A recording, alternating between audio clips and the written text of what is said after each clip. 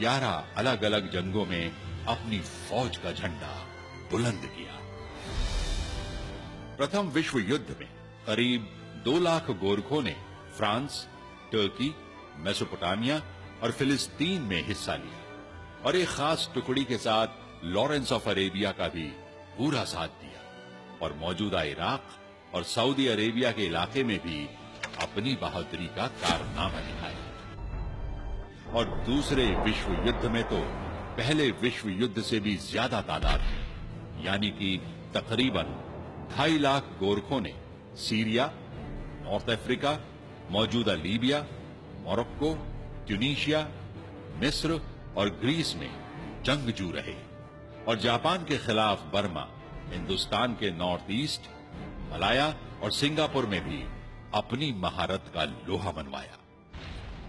हालांकि इनमें से गोरखों के 32,000 साथी मारे गए, लेकिन उनकी बहादुरी का अंदाजा इस बात से लगाया जा सकता है कि इस जंग में 2,734 बहादुरी के पदक भी उन्होंने हासिल किए।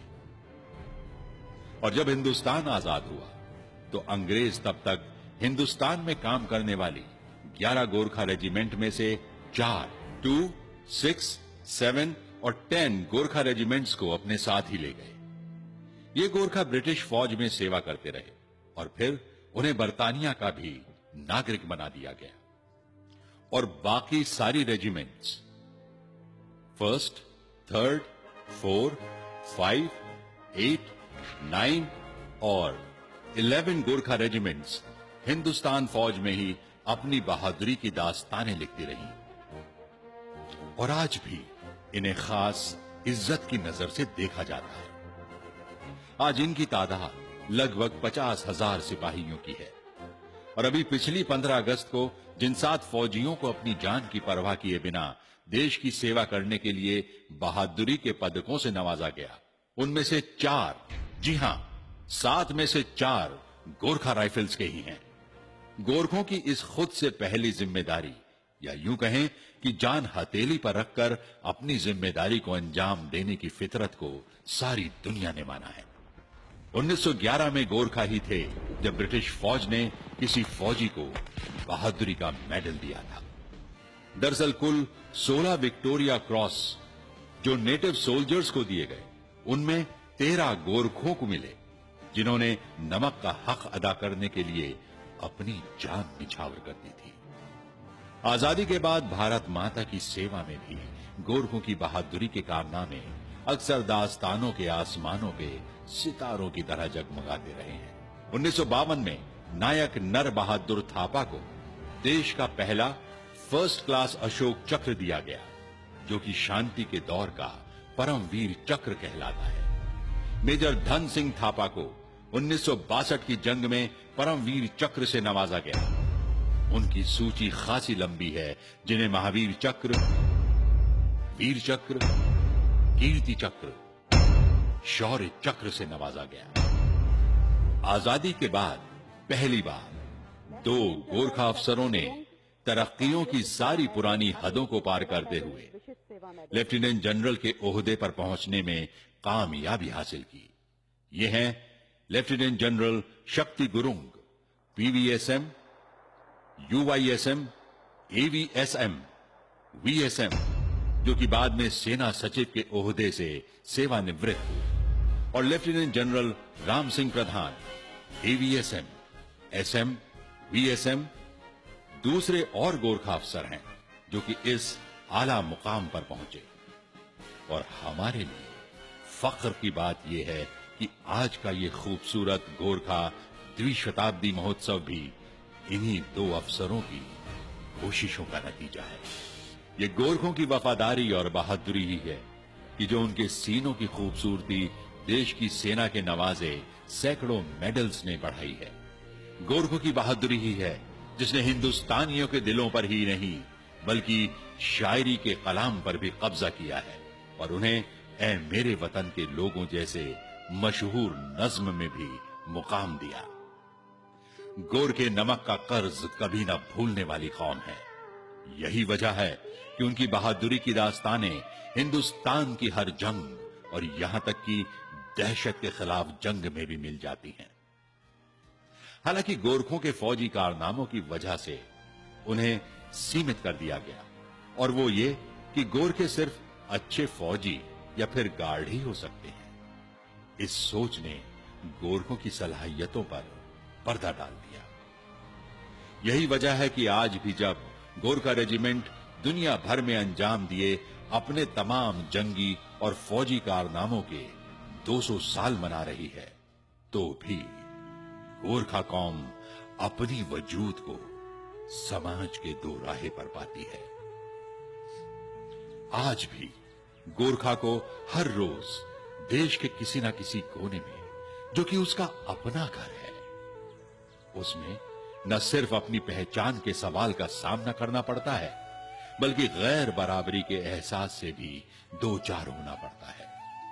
और आज भी गोरखों को समाज की मुख्य धारा में लाने के लिए खासी कोशिश करनी पड़ती है। एक बहुत आम सोच ये भी है कि गोरखे नेपाली हैं क्योंकि उनकी जबान, तहजीब और साहित्य नेपाली है। इसी वजह से गोरखों के वजूद पर ही सवालिया निशान लगे रहते हैं, जबकि नेपाली जबान हिंदुस्तान की कई राष्ट्रीय भाषाओं में से एक है, और नेपाली बोलने वाले गोरखे भी वैसे ही हिंदुस्तानी हैं जैसे कि हिंदुस्तानी बंगाली बोलने वाले बांग्लादेशी नहीं, और उर्दू बोलने वाले पाकिस्तानी नहीं, और तमिल बोलने वाले श्रीलंकन नहीं हैं। गोरखे खालिस हिंदुस्तानी हैं। पूरे हिंदुस्तान में 10 मिलियन यानी 1 करोड़ हिंदुस्तानी नागरिक गोरखे हैं। उत्तराखंड की कुल जमा आबादी का 12% गोरखे हैं। गोरखों की राष्ट्र निर्माण में योगदान की तमाम कहानियां कही ही नहीं गई। हजारों गोरखे देश के हर कोने में, चाय के बागानों में, कुनैन की खेती, तेल के कुएं, कोयले की खानों में काम करते मिल जाएंगे। ना कोई जात पात की बहस, ना ही किसी तरह का झगड़ा लड़ाइयां, बस सादा जिंदगी और ऐसी मेहनतकश कि अपने आप में एक किस्म की पहाड़ी फौज का वजूद रहता है, और आज भी वजूद के उसी पुराने पायदान पर है जिस पर हिंदुस्तान की बढ़ती जीडीपी का कोई असर नहीं। अब देखे ना, खड़क सिंह बिष्ट का नाम आप में से कितने लोगों ने सुना है? खड़क सिंह बिष्ट भी एक देहरादून के स्वतंत्र सेनानी थे जिन्होंने गांधी जी के साथ दांडी यात्रा में भाग लिया था। खड़क सिंह बिष्ट पहले गोरखा स्वतंत्रता सेनानी थे। और मेजर दुर्गामल का नाम? मेजर दुर्गामल देश की आजादी के वो जंगोजू थे जिन्हें अंग्रेजों ने फांसी के फंदे पर लटका दिया था।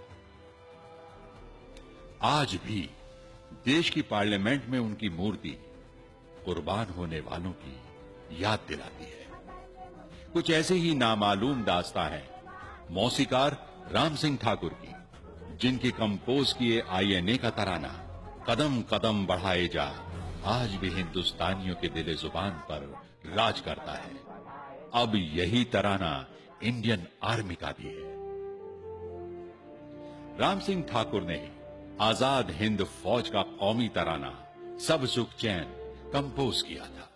उत्कल बंगा चंचल सागर विंद हिमालय नीला जमुना गंगा, तेरे नित गुण गाए तुझसे जीवन पाए, सब तन पाए आशा सूरज मन कर जग पर सबके भारत नाम सुभागा। जय हो जय हो जय हो जय जय। सोचिए, आमतौर से कितनों ने अरी बहादुर गुरुंग का नाम सुना होगा, जो कि हिंदुस्तान की संविधान कमेटी के एक अहम मेंबर थे। तो क्लासिकल डांसर में सरे फहरिस्त रहने वाली मशहूर और मारूफ पद्मश्री सितारा देवी और गोपी किशन भी गोरखा थे। हुआ ना ताज्जुब? अच्छा, तो और सुनो, मुंबई के मशहूर पेंटर लक्ष्मण श्रेष्ठा भी गोरखा हैं। अब आचार्य बालकृष्ण का क्या तारुफ कराया जाए? उन्होंने तो हिंदुस्तानी आयुर्वेद को सारी दुनिया में पहुंचाया है। तालीमी मैदान में भी गोरखों का कम योगदान नहीं रहा। उत्तराखंड का मशहूर कैम्ब्रियन हॉल की बुनियाद श्री शशि शमशेर जंग बहादुर राणा ने रखी थी और फिर उनकी रानी साहिबा ने उनकी मुहिम को आगे बढ़ाया और आज यहीं से तालीम पाए लोग आर्मी जनरल, एयर मार्शल, उद्योगपति, शिक्षाविद, मशहूर कलमकार और आला किस्म के व्यापारी बन रहे हैं। आज हिंदुस्तान के सभी राज्यों में सिक्किम को सबसे ज्यादा प्रगतिशील राज्य माना गया है। इस राज्य के चीफ मिनिस्टर श्री पवन चामलिंग किसी तारीफ के मोहताज नहीं है। कुल 5 बार सिक्किम के चीफ मिनिस्टर रहे और ये उनकी आला सोच ही है जिसने सिक्किम सूबे को आज ये बेहतरीन मुकाम दिलाया है। समस्या चाहिँ राम्रो शिक्षकहरूको कमी छ। गोरखा टेरिटोरियल एडमिनिस्ट्रेशन के चीफ एग्जीक्यूटिव जनाब बिमल गुरुंग हैं, जो कि दार्जिलिंग में गोरखों की ख्वाहिशों को परवान चढ़ाने के लिए मेहनतकश हैं। आज जो इतना दिन का बाद में हम लोग बातचीत हुआ और हमारा एमपी सालोले ने हमारा जो बात था वो स्पष्ट रूप से वहां पर रखा। हम लोग खुश हूं। और यहाँ अपने उत्तराखंड में भी गोरखे अपने नाम, नमक और निशान की खातिर राज्य की तरक्की के लिए हर वक्त कुर्बान हैं। 1976 तक देहरादून शहर भी 3-3 गोरखा रेजिमेंट्स का घर रहा है और जो गोरखे यहां रिटायर हुए वो यहां के होके रह गए। यहां की मिट्टी इतनी भाई कि यहीं जमीन खरीदी और यहीं मकान बनाए और उनकी अगली नस्ल भी उनके पद चिन्हों पर चल रही है। ये देहरादून ही है जहां गोरखों ने फुटबॉल को कुछ इस तरह अपनाया जैसे बतख पानी को अपनाती है। गोरखों के लिए फुटबॉल एक जंग की तरह है, वही फुर्ती भरे अंदाज जैसे कि जंग में होता है, मंजिले मकसूद हासिल करना। 1950 तक पहुंचते पहुंचते गोरखों की फुटबॉल के कारनामे कोलकाता तक पहुंच गए, जो बाद में फुटबॉल क्लब का मक्का बन गया। ये सारे फुटबॉल प्लेयर्स देहरादून के ही थे, जो कि फुटबॉल के महारथियों के नाम से जाने जाते हैं। इनमें से ज्यादातर प्रोफेशनल फुटबॉलर थे, जिन्होंने ईस्ट बंगाल क्लब और मोहन बागान क्लब से फुटबॉल खेले और हिंदुस्तान की टीम में भी अपना मुकाम बनाया। इनमें से कई Asian Games, Commonwealth Games, Merdeka cup, Durand cup और यहां तक कि ओलंपिक गेम्स तक भी पहुंचे हैं। चंदन सिंह रावत, वीर बहादुर गुरुंग, राम बहादुर, अमर बहादुर गुरुंग, उपेंद्र सिंह रावत, श्याम थापा, सीबी थापा को कौन नहीं जानता। और आजकल सुनील छेत्री को सभी जानते हैं। अपने फुटबॉल के माहिराना अंदाज की वजह से वो कितनी ही फुटबॉल चैंपियनशिप्स में हिंदुस्तान टीम का हिस्सा रहे। गोरखा सिर्फ फुटबॉल के ही महारथी नहीं थे, बॉक्सिंग में भी उन्होंने अपनी खासी पहचान बनाई है। जैसे कि पदम बहादुर मल ने हिंदुस्तान को एशियन गेम्स में पहला स्वर्ण पदक दिलवाया था और इन्हें अर्जुन अवार्ड से भी नवाजा गया।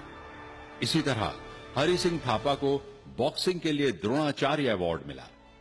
दोनों खिलाड़ियों को उत्तराखंड लाइफ टाइम अचीवमेंट से भी नवाजा गया। 2005 में सोम बहादुर थापा ने कॉमनवेल्थ गेम्स में सोने का तमगा हासिल करके देश और गोरखों का नाम रोशन किया। और अभी हाल ही में शिव थापा ने ओलंपिक 2016 के लिए क्वालिफाई करके ऐसा करने वाले सबसे नौजवान बॉक्सर होने की खुशी मनाई। दौड़ के मैदान में भी शिव कुमार श्रेष्ठा क्रॉस कंट्री चैंपियन हैं और इसी तरह मकबूल हैं मैराथन रनर रोशनी राय, जिनके सर अकेले ऐसे भारतीय होने का सेहरा जाता है जिन्होंने 89 किलोमीटर कॉमरेड मैराथन पूरी की। खलंगा की दौड़ भी उन्हीं की सरपरस्ती में की गई है। चलें अब गोरखों की कुछ तीरंदाजी की बात। अर्जुन अवार्ड से नवाजे जाने वाले तरुणदीप ने 2011 के एशियन गेम्स में चांदी का पदक हासिल किया और इसे जीतकर हंगामा कर दिया। भरत छेत्री हॉकी के वो खिलाड़ी हैं जिन्होंने हिंदुस्तान को कैप्टन की हैसियत से कई जीतें दिलवाई। My name is Bharat Chhetri. I am from Darjeeling, 30 years old. I am the captain of Indian hockey team. और शार्प शूटर जीतू राय को कौन नहीं जानता है। गोरखों की जिंदगी में हवा का रुख बदलता हुआ नजर आ रहा।